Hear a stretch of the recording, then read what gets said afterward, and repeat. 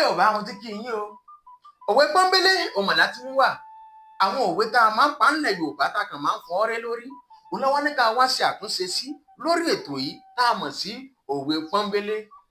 Òwe èwo gan la fẹ́ lọ wò lónìí tí Yorùbá bá ní eré orí igi àṣekù ọmọ ẹdun ni.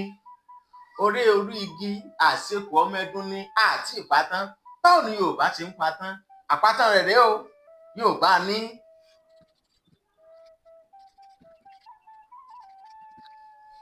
àṣekù ni eré òṣùpá ọmọdé kì í ṣe àṣekú.